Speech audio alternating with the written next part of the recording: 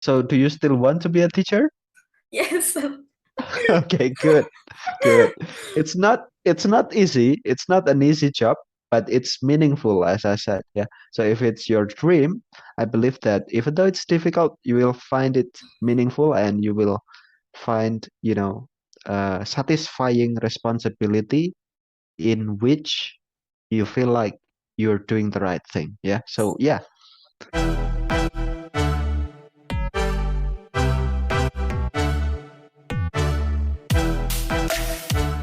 Okay. So Lita, you have some questions? I heard Yes. from you that you have some questions that you need to ask, yeah, Yes, about my practice of teaching. Is that right? yes, that's right, sir. I will start with the first question. The first question is, as a lecturer, how do you engage students' interest in learning process in the class, sir? The time is yours. Okay. Yeah. So engaging students' interest. For me, it's quite a difficult question because I've never thought of that before, yeah. Uh, I sometimes thought about it, but never this, intensively. So, yes, engaging the students' interest for me, I believe, yeah, because during my study, I learned about theories of motivation, yeah, and I believe that you have heard about it as well. So we categorize motivation into extrinsic and intrinsic motivation, right? And for me personally, I believe that the kind of motivation that we need to encourage for our students to have is the intrinsic one. So I often question myself, even though you know uh, it's not a type of question that I can confidently um, assume that I'm a good person, a good kind of teacher that can always motivate my students. Yeah, but I often question myself. The question of how can I make the students realize of their intrinsic motivation. Yeah. So if we try to get back to the question, how can I engage my students' motivation? Usually I'm going to think of activities that can stimulate them to find their, let's say, dreams, their objectives, or maybe um, their needs in relation to the learning that is taking place, for example. So, how can I engage the students? Of course, I'm gonna plan some activities that can help them to find that meaning in the learning. So, for example, when I'm teaching linguistics, when I'm teaching topics related to or in the class of introduction to linguistics, I'm gonna try to ask the students some questions about what do they think they need to know about the target language, about English, or maybe about linguistics? Because after all, linguistics is the science of language, right? So I'm gonna try to let them find their own questions about what they need to know in relation to the science of language. And then I'm gonna try to ask further questions that help them to realize what they want to achieve after for example, after they finish the course, yeah, at the end of the semester. And then from those kinds of information, I'm gonna try to plan some learning activities or instruction that helps to facilitate those, yeah, that help to facilitate those needs. But of course, it's not an easy job. It's no easy task. But yeah, I think those are pretty much my way of trying to engage the students. Yeah, I'm trying to help them realize their intrinsic motivation. So maybe what about you, Lita? What do you think is motivating when learning linguistics? What do you find meaningful? So how do you think linguistics can be useful for your future career, for example? Uh, at the first time when I learned about linguistic, that is make me very confused. And then uh, with uh, all the material that you give, sir, I can like know about the difficulties that I have, and then I can learn more about the linguistic, and then I can know more about the linguistic is very important to uh, do conversation with others in English. I think there is a Okay, so what's your dream? Could you remind me of your dream? uh, What do you want to be in the future? I want to be a teacher or a translator, sir. Translators. Yes. Oh yeah, translators or teacher. Yeah, I remember that. So how do you think linguistics will be relevant to that kind of job, being a teacher or a translator, for example? Okay, because in the linguistic, we can know about the grammar when we speak with the others, sir. And I think that is very important, especially for me because I don't fluent in speaking English, and I want to learn more about the linguistic uh, to get more better communication with others in the grammar, and maybe in syntax that I have learned. That is, sir. Okay, interesting. Yes, in syntax, yeah, because uh, by learning syntax, we can know about the structures of our sentences or our utterances, yeah, not only in speaking but also in writing, especially Yes. when you become a teacher, when you're writing like and maybe you want to make an essay to be an example, yeah, an example of the, let's say you want to teach about expository essay or you want to teach about recount to your students, and then you need to write an essay. You want to teach about expository essay, for example, then when writing, knowledge about syntax, about grammar can help you to formulate your sentences. Yeah. Yes. Okay. Interesting. Do you have any other question, Lita? About the activities that you like in the class, sir. Uh, do you have any activities that you want to uh, do in the class for make the students more know about the materials that you give, sir? Okay. Uh, when talking about the kinds of activities that I like or that I prefer to have in the classroom, um, theoretically, I would tend to prefer student-centered activities.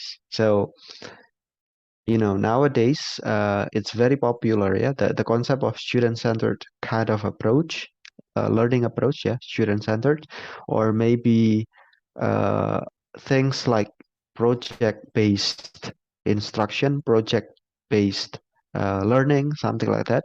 So those kinds of concepts, I think they are the most popular ones in the practice of teaching nowadays. So theoretically, I tend to agree with those concepts. So if you ask me the questions like what kinds of activities do I like to have in the classroom, ideally, I would tend to prefer those kinds of activities. So, for example, student-centered learning or instruction.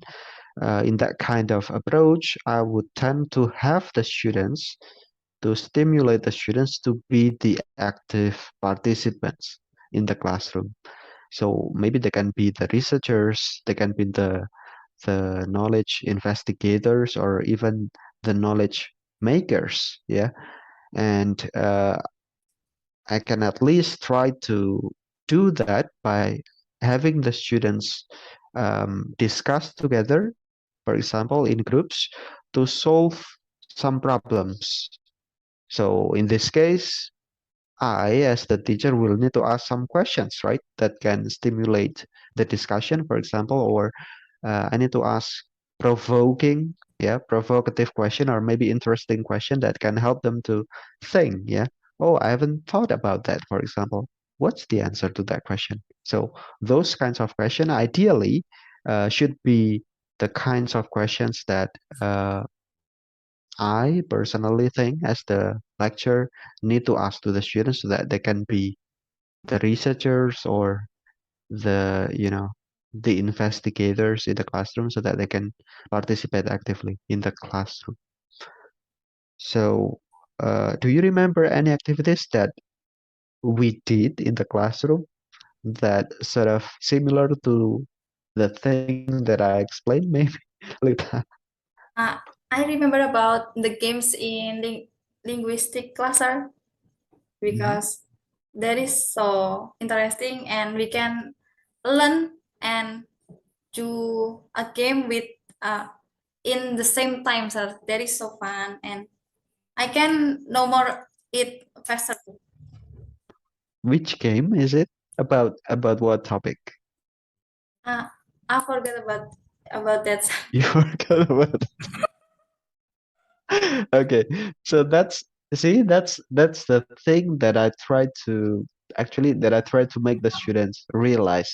So it's not only having fun, it's not only the games that are important, but the topic is actually more important than the activities. So yes, of course, we can have fun in the class, but I think the more important thing is the topic. We need to learn about the topic, and at least we need to find topics that are uh, useful or beneficial for our future career. Like what you said, for example, if you want to be a teacher, then when you come into the class, you're gonna need to find what can I learn today that will be beneficial for my future career as a teacher or as a translator, for example? So, like what you said, for example, as a teacher, I'm gonna need to speak fluently. So, okay, I'm gonna learn about how to speak fluently and maybe to speak accurately. And by accurately is when we learn about phonetics and phonology, we learn about phonetic transcription, for example. So, yeah, by learning phonetic transcription, maybe I can sort of find the accurate ways of speaking, for example. So yeah, I think that's another thing that me myself as a lecturer is still struggling to um, make my students sort of realize because I think that's the most challenging thing, how to make something or the teaching, yeah, the learning activities interesting as well as meaningful. That meaningful part is, I think, harder to do. Yeah, it's harder to do. Okay, but uh, yeah, I agree that learning should be fun because without having fun, I don't think that learning can take place, right? So yes, learning should be fun, but another more important thing, I think, is that learning needs to be meaningful, and that meaningfulness is something that I'm still trying to, make the students realize. Okay. Any other question, Rita? Okay, sir, we will go with another question. How do you arrange your lesson plan in your class? How do I arrange my lesson plan in the class? Usually I'm gonna, well, actually it depends on the topics usually or the objectives of the lesson, and also it depends on the students as well. Yeah, it depends on the students. So for example, if I'm gonna ex if I'm gonna explain or I have an objective of teaching phonetics and phonology, for example, I'm gonna see whether the students have learned about the topic earlier, for example. So maybe I can try to ask some questions, like preliminary questions at the beginning about their uh, previous classes, for example, because, for example, yeah, they have learned about phonetic transcriptions. Who knows? Maybe in vocabulary building and pronunciation practice, for example, yeah, if we get specific about it. So, for example, when I'm teaching phonetic phonetics and phonology or phonetic transcription, I can ask questions like, "Have you learned about phonetic transcription? Have you heard of this thing called phonetic transcription, maybe in the previous class?"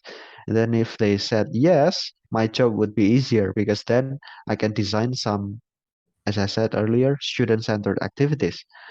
But if they said no, we haven't heard about it, we have no idea about it, then my job would be a bit more difficult because then we're gonna have to uh, maybe explain first, or maybe we can create still student-centered activities with easier question like uh, some other preliminary questions like uh, what do you think is the right pronunciation of this of the word, for example, and then they can try to pronounce the words right, or maybe they can have a discussion in groups, yeah, about the right pronunciation of the word.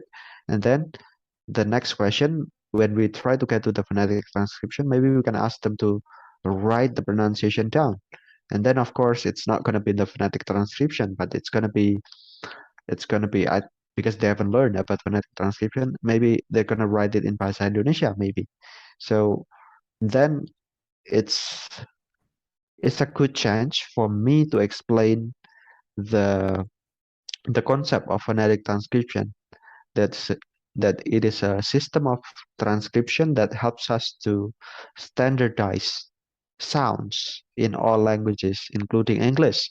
And then that's when we start uh, learning. Yeah, maybe we can have a discussion, or maybe I can have a presentation about it. Yeah, and then after that, can have some more controlled activities where the students have some practices about using phonetic transcription and reading phonetic transcription, and then they can have free practice or free production where the students make something. So, do you still remember what you made in that class with the topic of phonetics and phonology? What did you have to make at the end, Uh, Lita? okay. Uh, at that class, I have a group and we have to like do presentation about the topic about homonyms and homophones. No, that's another that's another topic. What about the phonetics and phonology? I guess that's the We have first to imitate about a sound that difficult to imitate. That. yes, Yeah. video project, right? Yes. Yes. At the first Yes. The topic. thing that you mentioned that was in semantics, right? Semantics. Yes. Yes. Okay.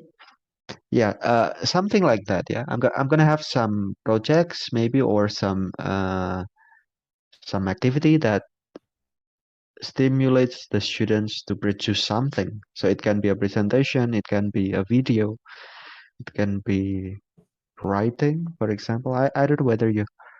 Oh yeah, in essay writing, for example, you're gonna have to write essays, of course, right? Because Yes. it's essay writing. Yeah, so you have no other choice than writing essays. So something like that. That's gonna be the goal. Yeah, uh, like the end product of the learning. So that's how I plan my classes. Usually, I'm gonna begin with the end in mind, if that rings a bell to you. Yeah. Seven habits. Yeah. I'm gonna begin with the end in mind. What do the students need to achieve at the end of the session or at the end of the topic? Yeah. And then I'm gonna try to visualize the roadmap to get to that topic by having some activities as the milestones or as the stages. Yeah. To get to that final goal. Something like that. Yeah. Rita? Okay, sir. I have a question. When you explain about the materials that you give in the class, do you have any difficulties when you give the materials for students? How they can easy to understand what you want to explain for them, sir? Mm, that's quite difficult because some students they have, not all students have the same proficiency, right? I mean, like oftentimes I need to be sensitive to see which students need further assistance, for example, and which students are, uh, you know, having no problem in understanding the materials. So I guess the thing that I'm gonna need to do is to be sensitive with those needs, yeah. And then of course, uh, throughout the process, I'm gonna give some assistance to those who need helps or who needs assistance, yeah. And then, yeah, oftentimes it's hard to simplify things that are, especially things that are theoretical and technical.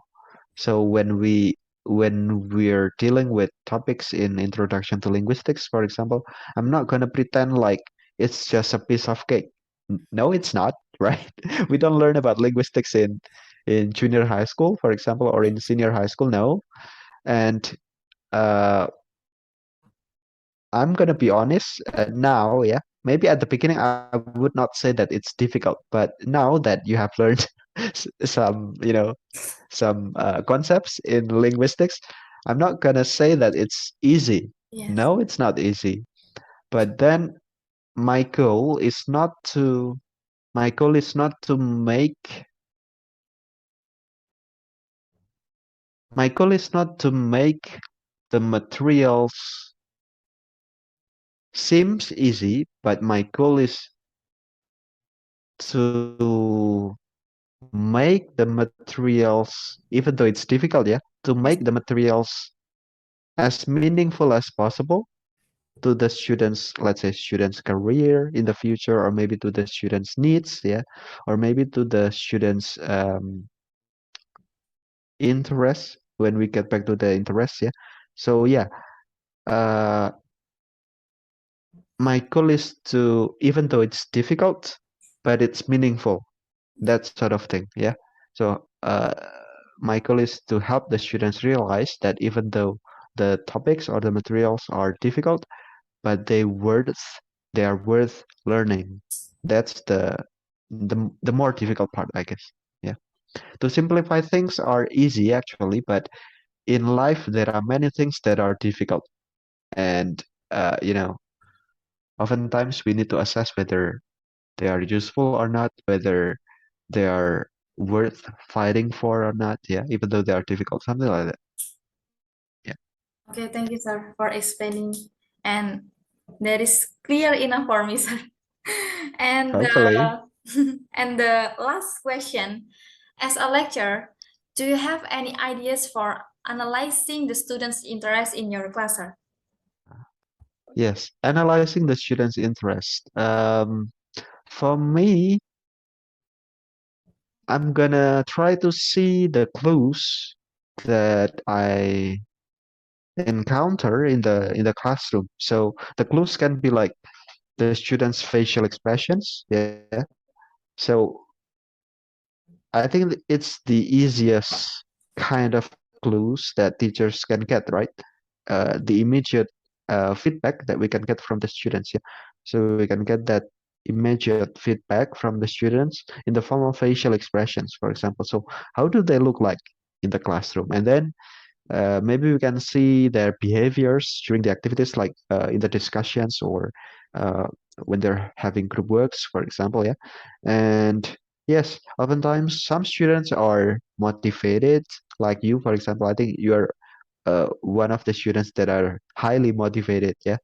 So I consider you a very motivated student. So yes, some students are very motivated, very attentive, yeah, in the classroom. Some others might need some encouragement.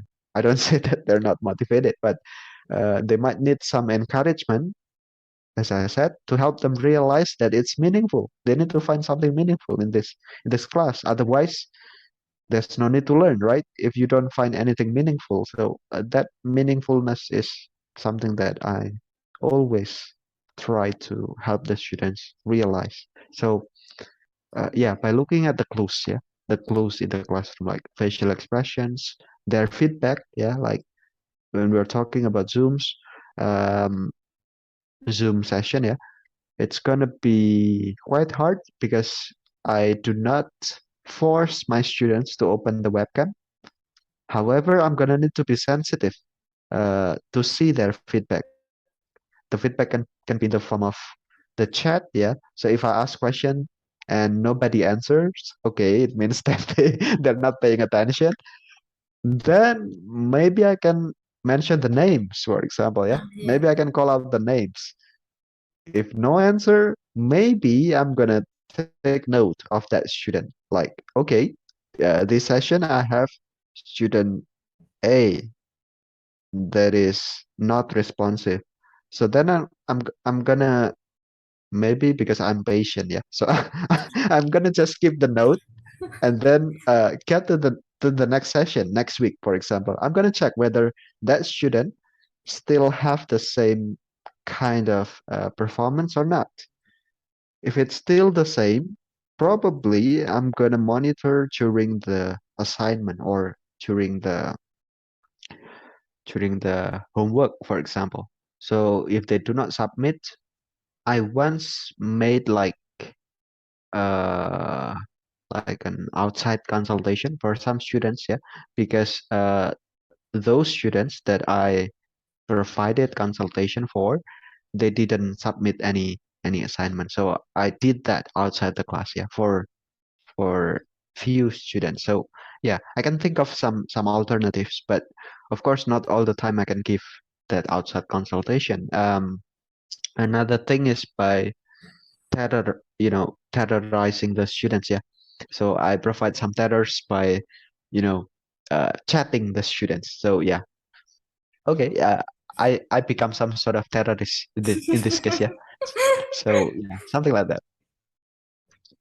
Yeah, many things that I can do, but yeah, it's gonna be dependent on the situations and the students as well. Oftentimes, different classes will have different characteristics. Yes. Yes, so different classes will have different characteristics. Yeah. Okay, thank you, sir, for Okay. your answering all of my question. And Oh, that's all of the questions? yes, sir. Okay. So do you still want to be a teacher? Yes, sir. Okay, good. Good. It's not easy. It's not an easy job, but it's meaningful, as I said. Yeah. So if it's your dream, I believe that even though it's difficult, you will find it meaningful and you will find, satisfying responsibility in which you feel like you're doing the right thing. Yeah. So yeah, I'm thankful and glad that you still want to be a teacher. Okay, Lita, Thank thank you, you sir. for the questions.